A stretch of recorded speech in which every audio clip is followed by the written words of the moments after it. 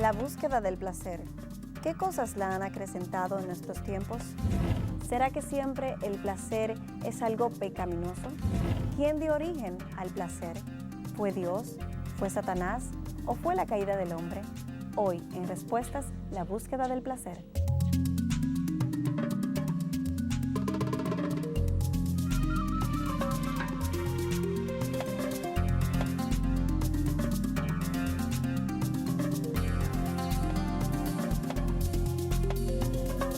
Les damos la cordial bienvenida a cada uno de ustedes. Gracias por sintonizarnos. En el día de hoy continuamos desarrollando nuestra serie Destruyendo los ídolos del corazón. ¿Cómo estás, Miguel? Muy bien, Elaine. Yo creo que ciertamente esta serie le está hablando a mucha gente, porque si hay algo que sabemos es que somos una generación idólatra de muchos de esos ídolos y queremos ayudarle a esta generación a identificarlos y a destruirlos, como hemos venido diciendo a lo largo de estos programas. Así es, la semana pasada estuvimos hablando acerca de uno de los grandes ídolos de esta generación, que es precisamente el dinero.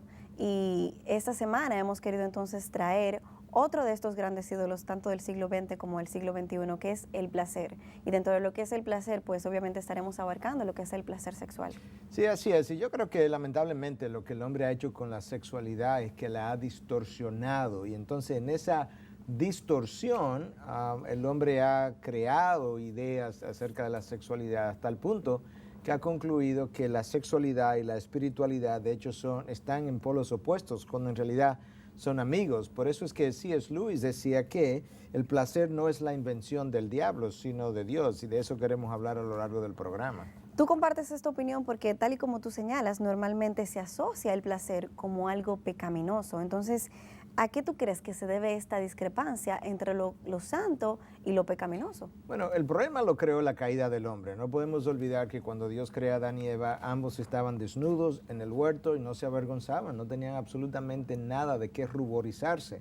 Una vez ellos caen, inmediatamente comienzan a experimentar la experiencia de vergüenza por primera vez, de temor, y ahí es donde comienzan los problemas. La realidad es, como el mismo C.S. Lewis, que habló de una forma muy elocuente acerca de esto, él decía o dijo en una ocasión que la caída del hombre no dio lugar al eros, que es el amor erótico, ¿verdad? Así es. Sino que lo único que hizo fue pervertirlo. Eso es lo que la caída ha creado. Y el mismo Lewis, entonces, en otra de sus obras, es una obra muy famosa, conocida en inglés como The Screwtape's Letters. Screwtape representa al demonio, al diablo, a Satanás, y entonces él tiene un sobrino que se supone que es un demonio menos experimentado, a quien él está educando de cómo hacer caer al hombre. Entonces Screwtape le escribe al sobrino de nombre Wormwood. Entonces esto es lo que él le dice. Con relación a Dios, le dice, Él hizo los placeres, o sea, Dios hizo los placeres. Toda nuestra investigación no ha podido producir uno. Lo único que podemos hacer es estimular a los humanos a disfrutar de los placeres que nuestro enemigo, ese es Dios, que nuestro enemigo ha producido, en ocasiones o en formas o en grados que Él ha prohibido. La fórmula es un hambre cada vez mayor por un placer cada vez menor.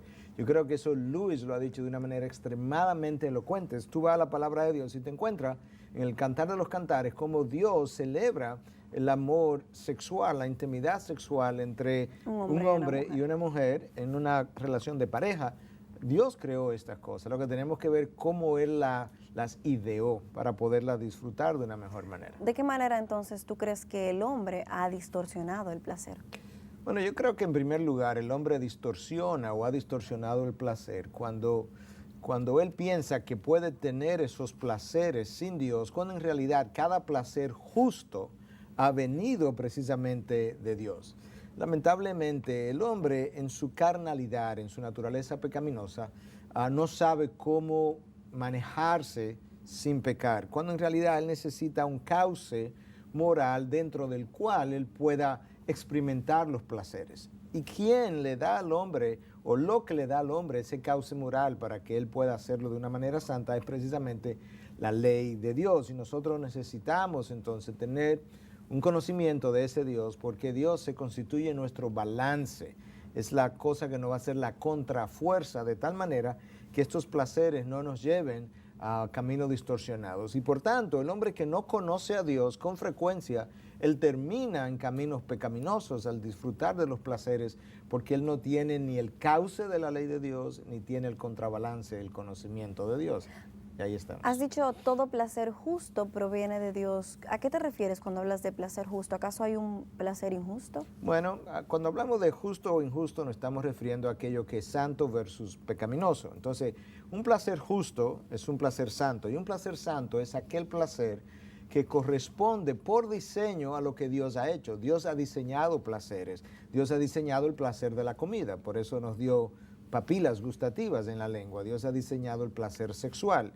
Por eso nos creó como nos creó. Entonces, esos son los placeres justos. El placer de un viaje de droga, para usar la frase que frecuentemente se usa en la calle, no es un placer justo. ¿Por qué? Porque eso no corresponde a diseño del Creador.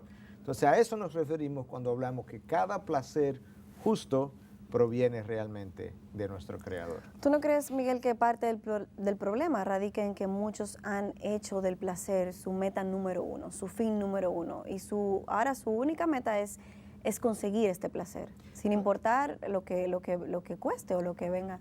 Claro, cuando tú tienes al placer como una meta, tú estás hablando de un individuo que tiene una inversión de valores.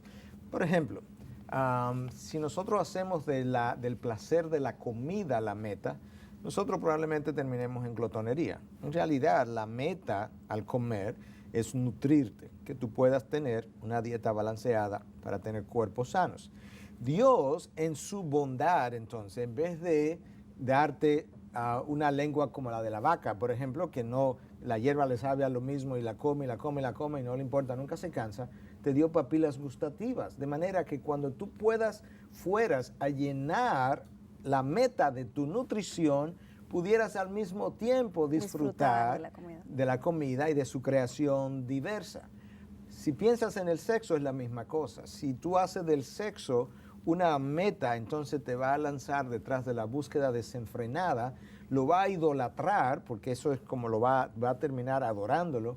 Pero si tú miras el sexo del punto de vista de Dios, como algo que Dios le proveyó al hombre, para nutrir su relación, para experimentar intimidad con su cónyuge, para poder fortalecer sus lazos de unión, de intimidad entre la pareja, entonces ya el sexo adquiere otra connotación y tú comienzas a verlo desde otro ángulo y de otra manera con otras consecuencias. Miguel, hace un momento te comentaba que un placer disfrutado en exceso se convierte en un pecado y que dónde estaba entonces esa línea que dividía lo que es el disfrute del placer que agrada a Dios y lo que raya en lo pecaminoso. Bueno, mira, hay muchas cosas que hay que decir para responder esa pregunta, pero recuerda que en el programa anterior, creo, en uno de los anteriores, dijimos que Juan Calvino había hecho la observación de que muchas veces el problema no es que desees algo, sino que tú deseas eso demasiado. Entonces, cuando lo deseas demasiado, lo conviertes en un ídolo y entonces tú comienzas a adorar eso y eso se convierte en una meta para tu vida. Nosotros necesitamos recordatorios continuamente de que nosotros tenemos que guardar un límite, que hay un estándar, que hay un Dios a quien rendirle cuenta, y esos recordatorios nos sirven para mantenernos no solamente dentro de los límites, sino para evitar cosechar consecuencias. Lamentablemente, cuando tú no tienes eso en orden, tú tienes una inversión de valores. Esa inversión de valores lo que hace es que va produciendo cada vez más una disminución de la intensidad del placer que Dios te ha permitido tener. Y lamentablemente eso es lo que está ocurriendo en muchas vidas, que han querido experimentar una intensidad de placer que no han logrado y entonces se lanzan a experimentar detrás de caminos prohibidos por el mismo Dios. Y otra cosa que no nos ayuda y que muchas veces nos lleva a pasar los límites, nos lleva a ese exceso, es la falta de dominio propio, porque no estamos dispuestos a tener gratificación retardada. Como no puedo esperar, no quiero esperar, entonces quiero tener relaciones sexuales antes de casarme. Como no quiero trabajar arduamente para acumular cierto dinero y luego comprar, pues estoy dispuesto a prostituirme, estoy dispuesto a vender drogas, cosas que la gente ha hecho, lamentablemente. ¿Pero por qué? Precisamente por la falta de dominio propio, que entonces contribuye a estos excesos que al final lo que hacen es lo que terminan haciendo es disminuir la intensidad del placer que Dios ha querido que nosotros experimentemos. De hecho, me gustaría que explicaras mejor a qué te refieres cuando dices que la inversión de valores disminuye la intensidad de los placeres. Bueno, mira, en la mente de Dios, imagínate un hombre y una mujer creados por Dios y que ahora ellos están dispuestos a vivir su sexualidad como Dios manda. Dios le ha dado al hombre la capacidad precisamente dentro de su diseño de experimentar esa sexualidad y sensualidad de una manera muy intensa. Pero si tú tienes una inversión de valores, tú conviertes a la otra persona en un objeto de gratificación sexual. Tan pronto tú haces eso, la intensidad de los placeres que pudieras vivir comienza a disminuir porque ese no es el diseño de Dios. La otra persona se siente usada, la otra persona no va a responder de la misma manera. Por tanto, ahora, la inversión de valores lo que ha creado es precisamente una disminución de esa intensidad de el placer santo, justo, puro que Dios quiso darle al hombre, y él se lanza ahora detrás de la pornografía, él se lanza ahora detrás de la homosexualidad, detrás de otros placeres prohibidos, tratando de alcanzar una intensidad que la pudo tener en el primer lugar si no hubiese distorsionado el diseño. Dios le da al hombre la sexualidad dentro del ámbito del matrimonio para que puedan explorar, descubrir, desarrollar intimidad y pasión mutua santamente sin pecar contra el Dios creador. ¿Tú no crees que mucha gente se va detrás de la búsqueda del placer simple y llanamente porque quiere escapar de una realidad dolorosa que está viviendo? Sí, yo creo que eso es lo que mucha gente hace, que en vez de lidiar con su realidad, entonces se va de compra, se va de crucero, se va de viaje, tratando de adormecer este dolor que no se va a ir, porque cuando manejas las cosas de esa manera, lo que tú estás haciendo es evitando llenar tus necesidades reales. La necesidad número uno del hombre no es comodidad, no es ni siquiera felicidad como el hombre la concibe, es una relación con Dios precisamente, y si él la tuviera, pues entonces él supiera lidiar con estas cosas y no buscar el placer para anestesiar su dolor. Y yo me pregunto cómo uno se cura de eso o cómo uno previene llegar a esa situación. ¿Cuál es el mejor antídoto para no distorsionar los placeres? Bueno, yo creo que cuando tú tienes a Dios en el lugar apropiado, tú tienes tus prioridades en orden, Dios en el primer lugar, tú comienzas a experimentar por primera vez las delicias espirituales de las cuales Dios nos ha hablado y que sirven de contrapeso inmediatamente. Oye lo que el salmista dice en el Salmo 16:11. Me darás a conocer la senda de la vida, en tu presencia hay plenitud de gozo, en tu diestra deleites para siempre. Deleites para siempre a tu diestra. Cuando yo tengo eso en su justo lugar, ahora Dios me permite en este mundo, de este lado de la gloria, dentro de lo que es la carne que Él me dio como mi cuerpo, poder disfrutar de cosas que no sean de manera pecaminosa. Lamentablemente, cuando no tienes eso claro, no lo tienes en orden, lo que tú quieres es puro placer. Y lo que nosotros quisiéramos hacer es que el hombre pudiera experimentar placer puro. No es lo mismo vivir de una manera que busca puro placer que poder experimentar placer puro, porque corresponde al diseño de Dios. ¿Cómo aprendemos a disfrutar de esos placeres de una manera que no sea pecaminosa? Bueno, yo creo que de nuevo tú tienes que comenzar a conocer el diseño de Dios para poder experimentarlo dentro de los patrones de Dios. Cuando tú no conoces a Dios, no conoces el diseño, no sabes cómo usarlo, no sabes cómo funcionar. Por tanto, tú vas a inventar, pero resulta que tu mente es pecaminosa y tus deseos son pecaminosos y tú inventas maneras pecaminosas de disfrutar algo que de otra manera pudo haber sido muy bueno, muy agradable a Dios incluso, agradable a ti, agradable a tu pareja. Y hablando de manera práctica, Miguel, tal vez a muchos se les hace difícil concebir el placer sexual de una manera santa. Y tú señalabas el libro del Cantar de los Cantares, el que celebra la sexualidad humana. Yo me pregunto cómo este libro celebra el amor y es decir, cómo el libro describe eso que tú has mencionado, que es el disfrute pleno de la sexualidad. Bueno, mira, en primer lugar, lo que el libro va a hacer, déjame devolver. Se supone que el libro es, muchos piensan que es la celebración del amor de Salomón con la Sulamita, de quien él se enamora apasionadamente. Entonces, dentro de ese contexto, tú encuentras en este libro sensualidad, dentro de este libro de la Biblia, pero sin libertinaje. Tú encuentras pasión, pero sin promiscuidad. Tú encuentras amor, pero sin lujuria. Entonces, esa celebración... Todo esto dentro de la Biblia, porque parecería como increíble, o sea, sexualidad dentro de la Biblia. Dentro de la Biblia, sensualidad, pasión, pero todo eso sin lujuria, porque la lujuria lo que hace es que devora al otro. Bueno, la gente no se imagina, como tú dices, que dentro de la Biblia santa pudiera haber algo acerca de la sexualidad de manera pasional. Claro que lo hay, porque Dios fue quien inventó esos placeres, pero Dios quiso darle un marco de referencia. Entonces, no podemos olvidar que es el Dios santo que pone el sexo santo dentro de su palabra santa para que el hombre lo pueda disfrutar santamente. Cuando te sale de esos patrones, tú ya caes en el campo de la lujuria, que eso es algo que lamentablemente la generación vive enferma de eso hoy en día.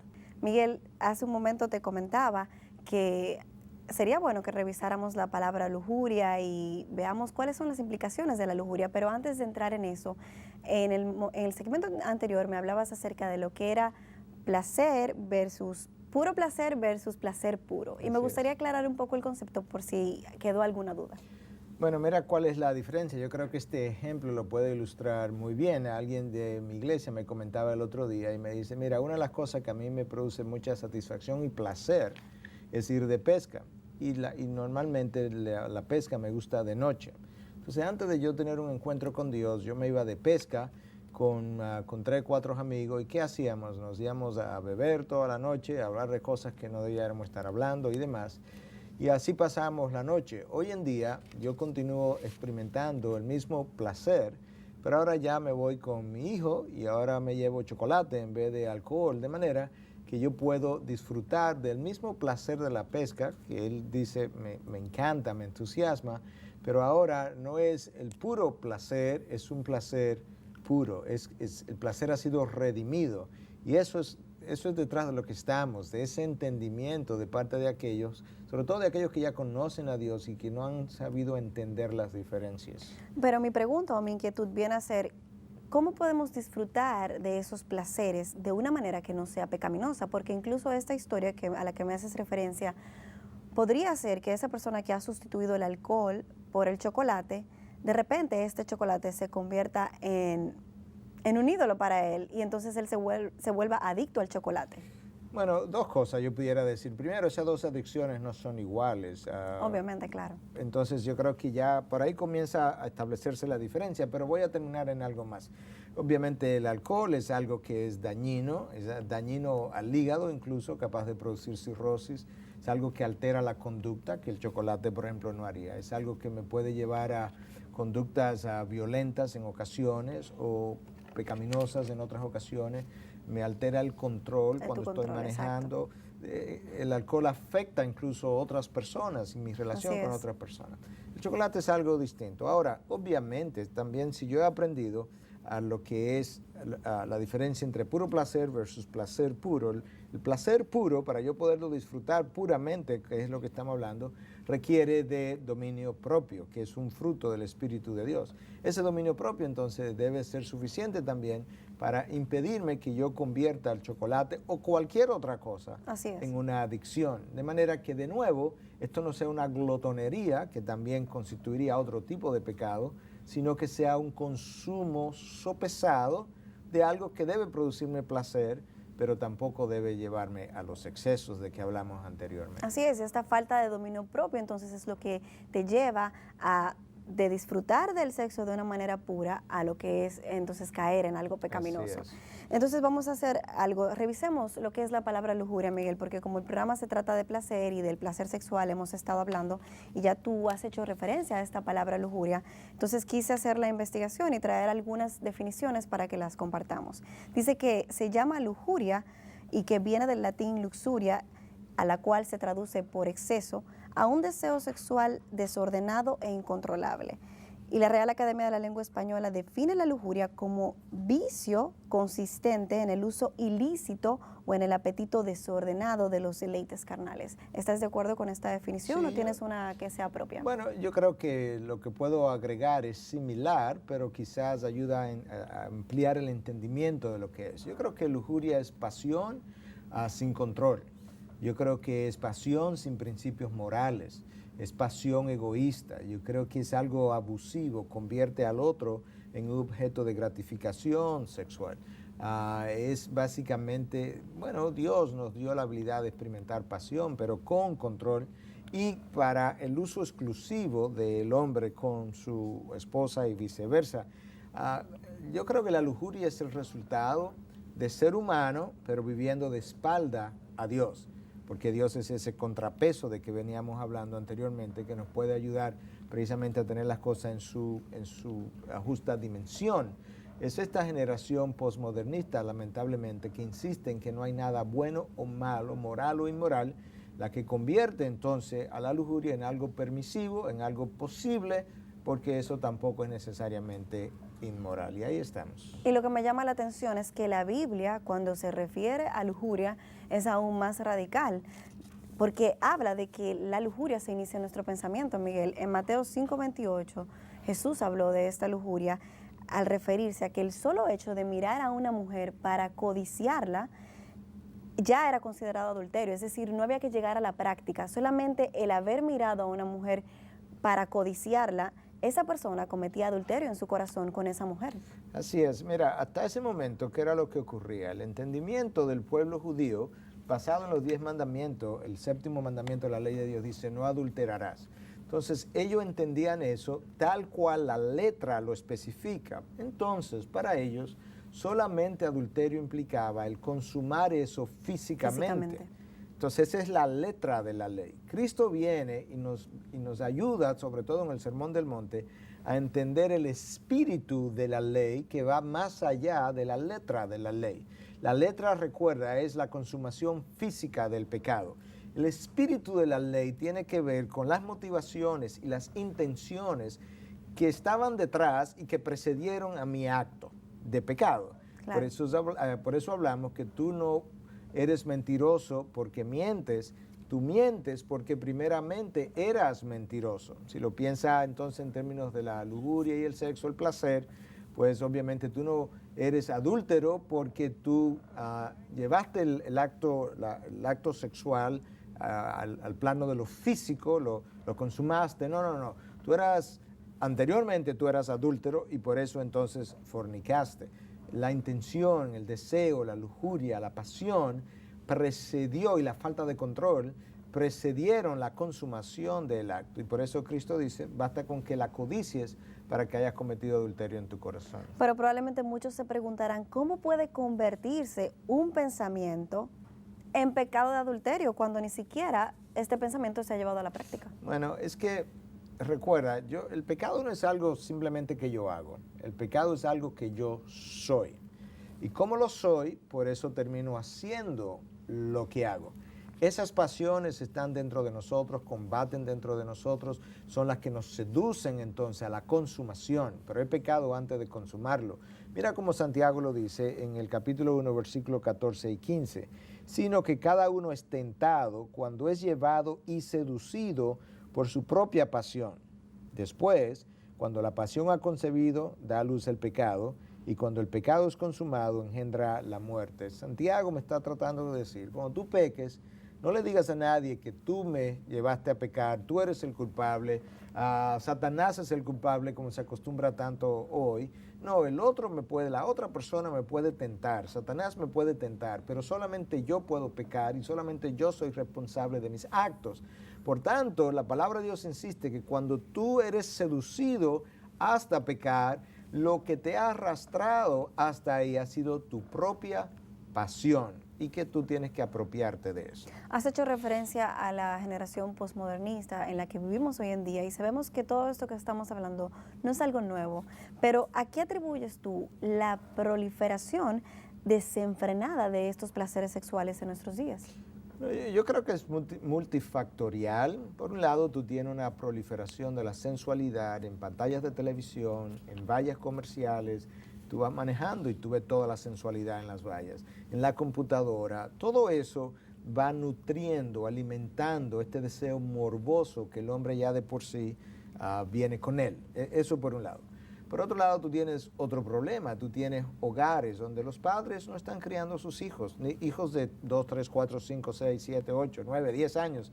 Esos niños están siendo expuestos cada vez más a una edad cada vez más temprana a esta estimulación sexual sin supervisión parental. Bueno, ¿qué es lo que ocurre cuando tú vas a Disney World? Está ya en ese parque de diversión, ya el columpio de aquí no te hace ninguna gracia. ¿Por qué? Porque he experimentado algo mucho mayor. Esos niños han experimentado cosas en televisión, en computadora, a edad temprana, cosas que ellos quisieran luego vivir. Esos son algunos factores, pero tiene otro factor importante, y es que hoy nosotros hemos perdido tanto el sentido común que nosotros ni siquiera entendemos lo que es realmente la libertad de expresión, y creemos que libertad de expresión es la habilidad de tú poder decir lo que tú quieras independientemente de quién pudiera ser afectado. En el momento que tú quieras. En el momento que tú quieras. De la forma que tú quieras. De la forma que quieras. Eso no, eso es libertinaje. Libertad de expresión, si tenemos sentido común, obviamente tengo que invocar el sentido común. Si tenemos sentido común, entonces debe implicar otra cosa. Debe ser, por un lado, la habilidad que yo tengo, el derecho que yo tengo de expresar la verdad, porque la verdad es la verdad, de una manera entonces respetuosa y garantizando también que tú no me lo prohíbas a mí, pero te lo permitas a ti hacerlo, por ejemplo. Libertad de expresión debe ser la habilidad que yo tengo de poder hablar acerca del gobierno de turno sin que yo sea reprimido, como ha ocurrido en otros países. Libertad de expresión debe ser la libertad que yo tengo de decir las cosas que no van a destruir la sociedad, que no van a dañar la sociedad. Porque cuando yo te doy esa otra libertad de expresión, ya eso es libertinaje que termina haciéndonos daños a todos. Entonces, cuando pensamos en la lujuria, que es el tema, la búsqueda del placer, una de las cosas que hemos venido discutiendo, tú tienes una gran diferencia ahora, porque tú ves que el amor lo que hace es nutrir, la lujuria lo que hace es devorar. Eso es la realidad. Y esa lujuria esclaviza al lujurioso, lo esclaviza sus propias pasiones, y él termina entonces cosechando grandes consecuencias. Richard Foster, en su libro Dinero, Sexo y Poder, dice que detrás de la pasión o detrás del sexo muchas veces hay un demonio, aunque él no se está refiriendo en términos reales, que hay un demonio que se llama lujuria, pero dice, detrás del sexo hay un demonio llamado lujuria. Lo que él está tratando de decir es que esta lujuria es tan destructora, es tan pasional, que tú pudieras compararlo con un demonio. Eso es a lo que Foster se refiere.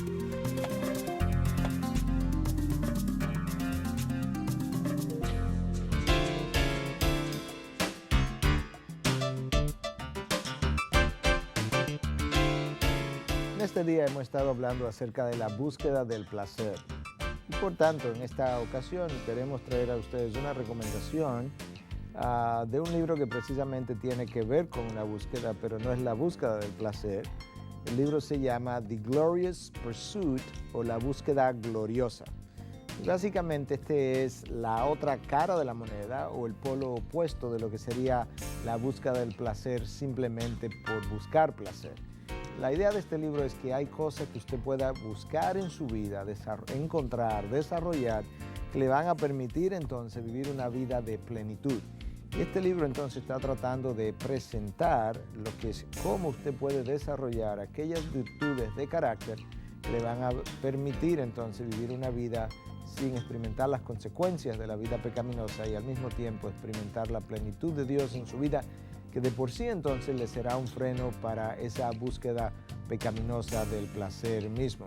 Y entre los capítulos entonces usted encontrará palabras que le van a animar a desarrollar lo que es la humildad, el sometimiento, cómo usted puede desarrollar el amor verdadero, la generosidad, la paciencia, la gentileza, el amor como Dios nos manda, la obediencia, cómo usted puede tener fortaleza y a la vez ser una persona tierna, que muchas veces se piensa que esas dos cualidades son opuestas y realmente no lo son.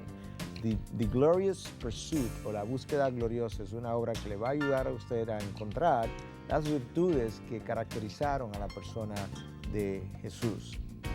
La otra obra que quisiéramos recomendar de otro autor que en ocasiones también ya hemos recomendado, la anterior era del autor Gary Thomas, este es del autor Ken Hughes. Ken Hughes ha producido una obra llamada Set Apart, que lamentablemente no ha sido traducida al español tampoco. Significa esto ser apartado. Y la idea es de que la iglesia de Dios fue llamada por ese Dios para apartarse del mundo y de sus maneras, de sus formas, de sus corrientes. Entonces, cuando usted abre el libro, se va a encontrar cómo este libro le dice que usted ha sido apartado precisamente para alejarse del materialismo, el hedonismo, el poder, todas esas cosas que hoy constituyen búsquedas en la vida del hombre.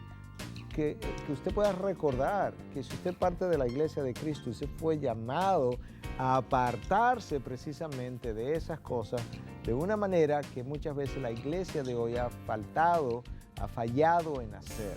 Entonces esto es un libro que hace un llamado a la santidad y por tanto a alejarnos de lo que son las búsquedas pecaminosas de los placeres, de la manera pecaminosa como el mundo los conoce, a diferencia de lo que discutimos a lo largo de todo el programa, que hay una manera santa, pura, sana, limpia de disfrutar de los placeres que Dios le dio al hombre la capacidad de tener, pero dentro del marco de lo moral y de lo que es santo de acuerdo a la palabra de Dios.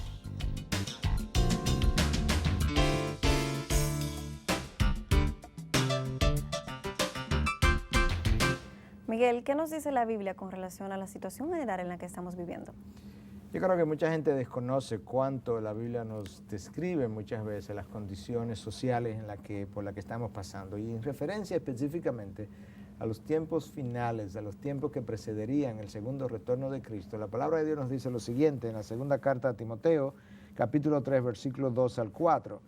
Porque los hombres serán amadores de sí mismos, avaros, actanciosos, soberbios, blasfemos, desobedientes a los padres, ingratos, irreverentes, sin amor, implacables, calumniadores, desenfrenados, salvajes, aborrecedores de lo bueno, traidores, impetuosos, envanecidos, amadores de los placeres en vez de amadores de Dios.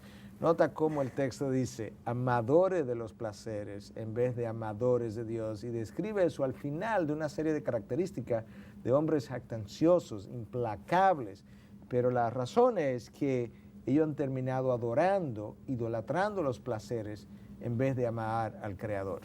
La cita termina diciendo, tal y como tú señalas, amadores de los placeres en vez de amadores de Dios. Es obvio por el texto que o amamos a los placeres o amamos a Dios, pero ese trono definitivamente no puede ser compartido. No, definitivamente que no, esa es la realidad. Nosotros tenemos que recordar, en primer lugar, que tú no puedes tener un ídolo y un Dios, porque el ídolo se convierte en tu Dios. En segundo lugar, para reenfatizar de nuevo algunas cosas que hemos venido diciendo, Dios crea al hombre no para que el hombre compita con él, ni le dio habilidades al hombre para que esas bendiciones compitan con Dios. No, Dios le dio al hombre con la habilidad de experimentar placer para que el hombre pudiera entonces agradecerle al Creador la creación de esos placeres que él va a disfrutar sanamente sin consecuencias entonces porque lo está haciendo dentro de su marco. Decíamos hace un momento atrás cómo Dios nos permite gustar de la comida y no darnos simplemente una lengua, yo decía, como la de la vaca, que básicamente disfruta hierba y come hierba todo el tiempo y no se cansa de ella. No, Dios nos permitió disfrutar de eso. De la misma manera, cuando tú piensas en el placer sexual, Dios creó los órganos que habían de participar en esa función con receptores que tenían la capacidad precisamente de producir sensaciones intensas, que al mismo tiempo, cuando hacen eso, disparan la producción de hormonas y disparan la producción de neuroquímicos a nivel cerebral que también producen una sensación placentera. Si Dios lo creó de esa manera y no de otra, entonces es porque Dios entendía que su creación, nosotros, debíamos tener la posibilidad de poder disfrutar de eso dentro del marco de lo que era la creación de Dios. Y en vez de hacer esto de una manera impura, hacerlo precisamente de una manera pura. Lamentablemente el hombre ha invertido sus valores, ha invertido entonces la manera como él disfruta de esos placeres y no puede nunca tener la satisfacción de lo que implicaría tener algo como esto, contando con la bendición de Dios, que es otra satisfacción. Así es, si el placer fue creado por Dios, entonces yo me pregunto, ¿dónde radica el problema que de repente lo placentero, el placer, lo hemos convertido en algo pecaminoso? ¿De dónde surge esto? Bueno, déjame hacerte esta cita entonces para que sigamos hablando de esto. Dice, nuestro amor por la conveniencia nos entrena a creer que podemos tener tanto como queremos, de lo que sea que queramos, cuando lo queramos.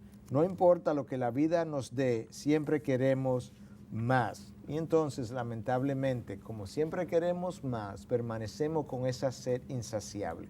Pero la razón de la sed insaciable es que donde la sed radica es en mi alma, es en mi espíritu.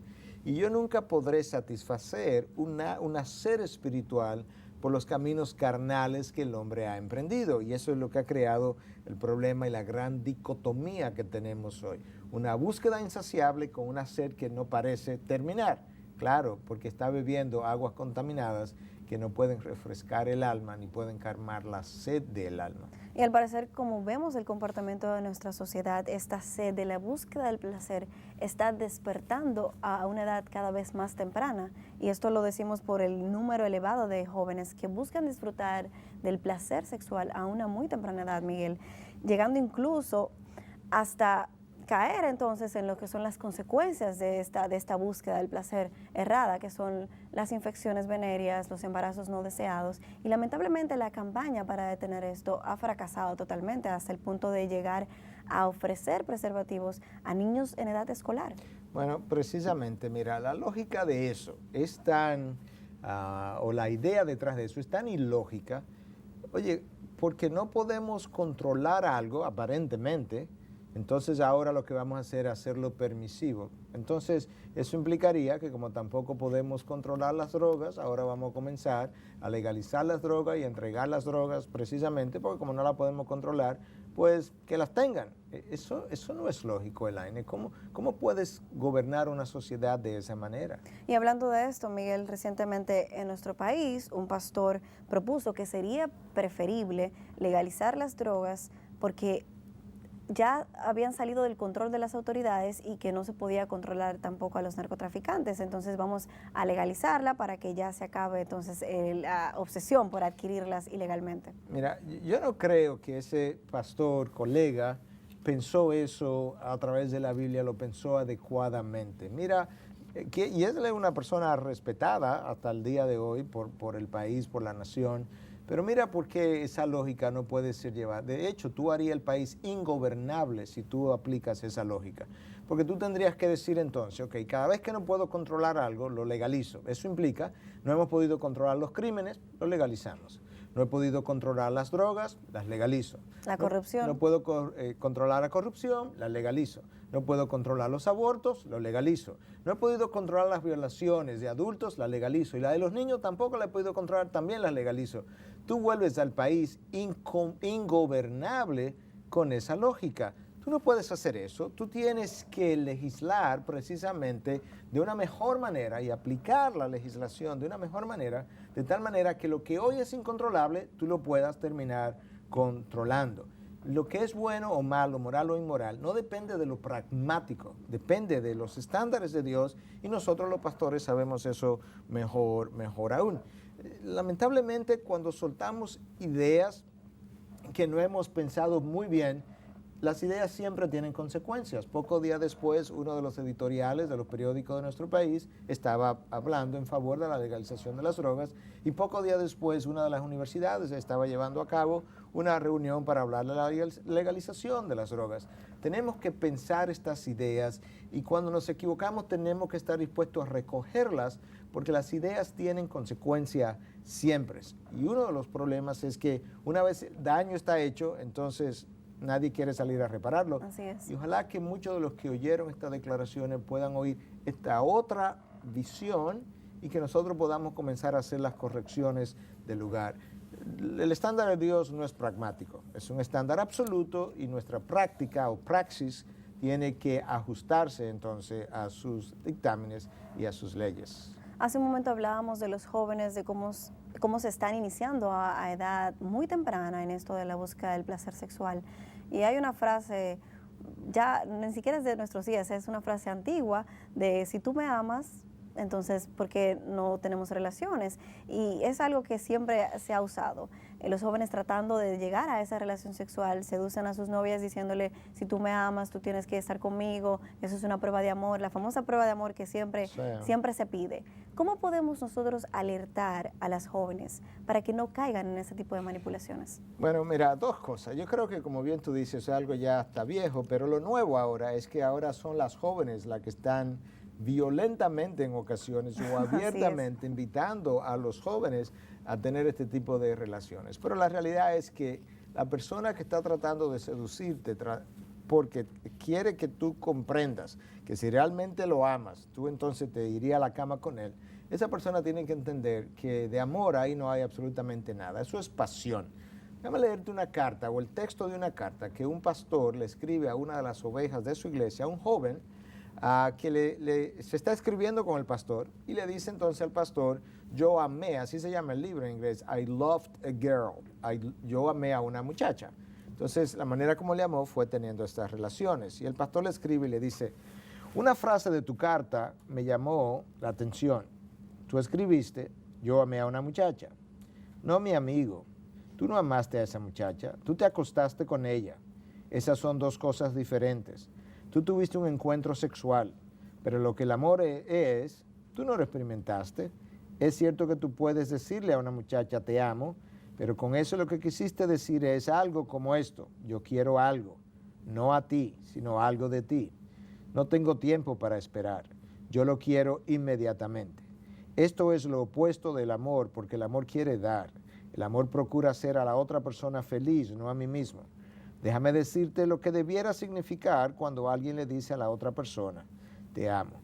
Te daré todo y estoy dispuesto a renunciar a todo por ti, a mí mismo y todo lo que poseo. Esperaré por ti, nunca te forzaré, ni siquiera de palabras. Te protegeré, te cuidaré de todo mal. Eso es lo que el amor verdadero debe implicar para el otro, pero no lo fue en este caso.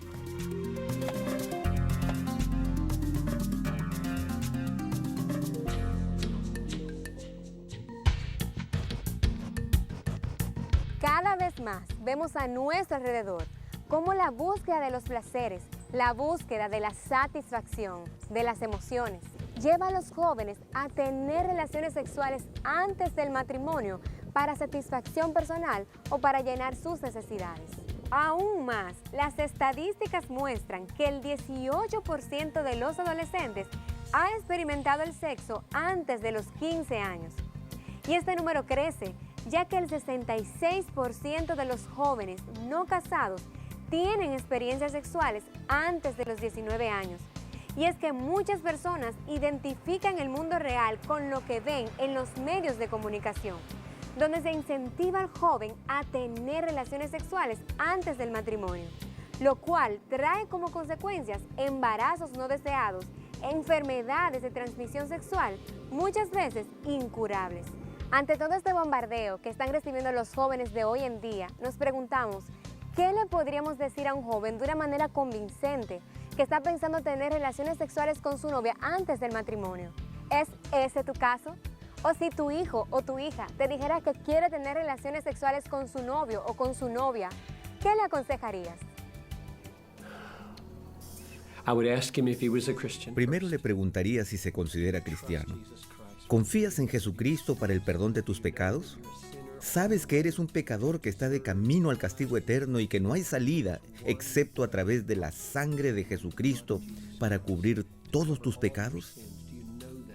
¿Sabes esto? La forma como conteste va a hacer una gran diferencia en la forma en que yo lo aborde. Asumamos que dice, lo soy. Entonces le diría, lo que estás diciendo es que atesoras a Jesucristo como Salvador, como tu Señor, como el tesoro de tu vida, ¿no? Quizás se escabulla un poco ya que tiene el pecado merodeándole como un león rugiente que trata de devorarlo y desea ese pecado. Y cuando uno desea cierto pecado, titubeas a la hora de reafirmar verdades que parezcan contradecir el pecado que uno desea. Así que de seguro empezará a sentirse incómodo. Pero le iré presionando hasta confesar a Jesús como su precioso tesoro, su Señor y su Salvador. Esa es la única clase de obediencia que quiero. Por eso me dirijo al Evangelio primero. Y si dice que sí, que ha abrazado el Evangelio, entonces iría en una de dos direcciones bíblicas. Aquí uno juzgaría al tipo de persona que tenemos enfrente. ¿Qué es lo que más le ayuda? Una de las formas es eligiendo la vía de la obediencia y decir, tú lo confiesas como tu Señor, ¿verdad? Él dijo, huye de la fornicación, en 1 Corintios 6:18. Y él dio argumentos para ello. ¿No sabes que tu cuerpo es templo del Espíritu Santo? No te unas con una ramera o con tu novia. Una segunda manera sería decir, guárdalo, no lo desperdicies. Te prometo que tu vida será más rica, tu matrimonio más profundo. Dios diseñó esto para que fuese hermoso y para tu disfrute. Guárdalo, no lo desperdicies. Te hará daño al final, tanto a ti como a tu matrimonio. Siempre desearás no haberlo hecho. Te lo prometo, es la verdad. Este es un regalo precioso, no es algo feo. Es un regalo que ha sido diseñado para ser la contraparte física a la unión emocional, psicológica y espiritual con tu esposa.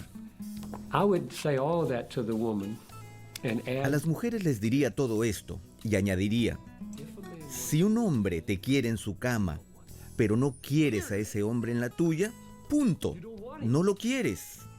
Si ese hombre está dispuesto a tomarte fuera del pacto del matrimonio, ¿por qué no tomaría a otra mujer fuera del pacto del matrimonio unos 10 años después?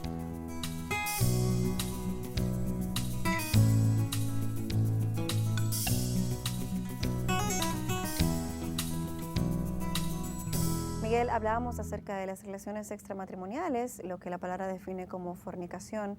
Te hacía la pregunta de si esto viola el estándar de Dios. No solamente la fornicación en sí, sino la búsqueda desenfrenada de los placeres.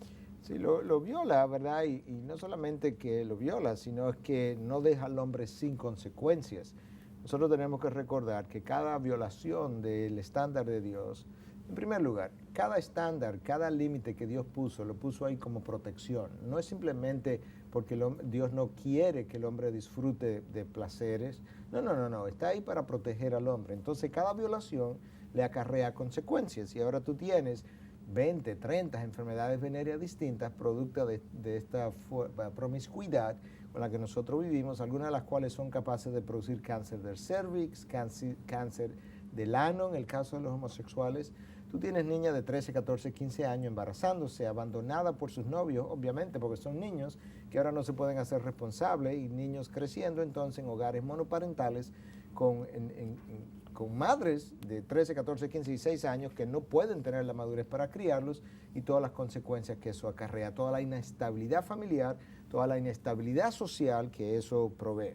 Tú tienes entonces la mayor epidemia que nosotros hemos podido afrontar de toda la historia, es el SIDA, producto precisamente de esta promiscuidad desenfrenada. Y te das cuenta entonces que Dios ha hecho provisiones de los excesos, de la sexualidad, como una manera de proteger al hombre y garantizar su disfrute todavía, pero dentro de un marco sano. Cuando tú piensas en lo que Dios ha ideado esto para ser disfrutado dentro de una experiencia de amor verdadero. Y el amor es algo muy distinto. Tenemos que recordar que el amor nutre, el amor espera, es fiel, el amor edifica, da seguridad, se compromete, es responsable, es cuidadoso. Todo eso bajo la sombrilla de lo que es el amor ágape, el amor incondicional, el amor de Dios, el amor de calidad, que te permite entonces disfrutar de los placeres de la creación de Dios precisamente de una manera que tú disfrutes, pero al mismo tiempo que no sufras consecuencias. La realidad es, Elaine, que Richard Foster ha dicho, para volver a citarlo, que el amor que Cristo nos dejó es una realidad que significa vivir para la otra persona. Eso es muy distinto a lo que nosotros conocemos hoy. Así es, definitivamente. Una de las críticas que la sociedad le ha hecho a la iglesia es precisamente que la iglesia nunca ha jugado un buen papel en en instruir a sus miembros con relación a lo que es la sexualidad. Y de hecho, se ha dicho que la iglesia todo lo ve mal, que incluso se ha llegado a entender que sexualidad es sinónimo de pecado. ¿Estás tú de acuerdo con eso? Bueno, obviamente la sexualidad no es sinónimo de pecado porque Dios fue quien la creó en el primer lugar. Ahora, la sexualidad como el mundo la conoce sí es sinónimo de pecado porque el mundo no la practica dentro de los estándares como hemos venido diciendo a lo largo del programa. Pero yo estoy de acuerdo que en sentido general y a lo largo de la historia, la iglesia no ha desarrollado un buen papel en educar a sus miembros a cómo llevar esto a cabo, y en parte es por el miedo que siempre algunos o muchos tienen de que, si hablamos de esto, alguien lo puede abusar. Cada vez que tú hablas de lo que tú quieras, siempre puede ser abusado. No podemos, cuando tú hablas de la gracia de Dios, de la cual la palabra de Dios habla de una manera prolífera, la gracia de Dios es lo primero que ha sido abusado. No puedes dejar de hablar de algo por el potencial de que algunos lo puedan abusar. En la historia de la iglesia tú tienes teólogos que hablaban de que el Espíritu Santo dejaba la habitación en el momento de una relación sexual. Imagínate hasta dónde hemos llegado. Tú tienes a alguien tan brillante como Agustín, considerado el teólogo más influyente, sin lugar a duda, los primeros 1000 años de la iglesia, y para algunos el teólogo más influyente de toda la historia, que vino de un trasfondo promiscuo y entonces adquirió un concepto de la sexualidad errada. Y decía que había una vergüenza que se experimentaba con cada coito. Por Dios, eso lo dice él en su libro La ciudad de Dios, y que una relación sexual que no fuera tenida para engendrar hijos era pecaminosa. Y todavía tenemos extremos mayores. Tú tienes a este señor de nombre Yves Chartres, que hablaba de los años 1100, que hablaba precisamente de que las parejas debían evitar tener relaciones sexuales. Escucha esto. Los jueves en honor al ascenso de Cristo al cielo. Los viernes en vista de la crucifixión de Cristo en un día viernes. Los sábados en respeto a la Virgen María. Los domingos en vista de que era el día del Señor y la resurrección de Cristo. Y los lunes por respeto a los fieles difuntos. ¿Qué prohibiciones tan extrañas y tan antibíblicas son estas? ¿De dónde sacamos estas cosas tan extrañas? De ahí entonces que el mundo no tenga una idea correcta de cómo la sexualidad debe ser llevada a cabo, porque la misma iglesia a lo largo de la historia ha fallado en muchos casos en presentar cuál es la forma adecuada de hacer esto. Definitivamente. Miguel, ¿qué cosas en la vida de una persona puede contribuir a evitar esta búsqueda desenfrenada de los placeres? Bueno, mira, rápidamente, quizás te lo puedo resumir, darte pinceladas. Temor de Dios, definitivamente es tu primer freno, la reverencia, el respeto que le tiene a Dios. En segundo lugar, el respeto por lo que es la dignidad humana, que el otro no es un objeto de gratificación sexual. En tercer lugar, un sentido de responsabilidad hacia Dios, mi creador, hacia los demás, a quien debo proteger. En cuarto lugar, un sentido de agradecimiento. Si yo le agradezco a Dios y le agradezco a mi pareja, entonces el ser mi pareja y el amor que me brinda, entonces yo voy a tener respeto y cultivar una vida de integridad. Yo creo que esas cosas nos sirven de parámetros para frenarnos en muchos casos. En tu experiencia, de modo de unas palabras finales, ¿cómo aconsejarías tú entonces a hablar de la sexualidad dentro de la iglesia, hablar con libertad de este tema, pero santamente? Yo creo que nosotros tenemos que ver la sexualidad dentro del marco de enseñanza de todo lo demás que la iglesia trata de comunicar a sus miembros. No podemos hacer de la sexualidad como un renglón separado, como si esto fuera algo que, bueno, preferiríamos no hablar de esto, pero ya que hay que hablar, pues entonces vamos a traerlo. No, vamos a hablar de esto de la misma manera que nosotros hablamos de la necesidad de leer la palabra, la necesidad de la búsqueda de la voluntad de Dios dentro del marco de educar los hijos, cómo criarlos, cómo amar tu pareja. Este otro tema más que corresponde a mi vida discipular. Se lo enseño a los niños tempranamente a su edad, de acuerdo a lo que ellos pudieran entender y asimilar. Le enseño a los jóvenes, a los adolescentes, entonces, cómo tener noviazgos responsables, cuidando de su sexualidad, y también a aquellos que ya pasan a la universidad, aquellos que se gradúan y todavía están solteros, de cómo tú puedes cultivar una vida de soltero, una soltería santa, cómo tú puedes llenar necesidades humanas necesarias en el ámbito de lo que es la amistad sana, la necesidad de desarrollar dominio propio, No solamente, que este es el problema. Hoy le vamos a hablar del dominio propio para que puedan soportar las tentaciones. No, esa no es la manera de enseñar sexualidad.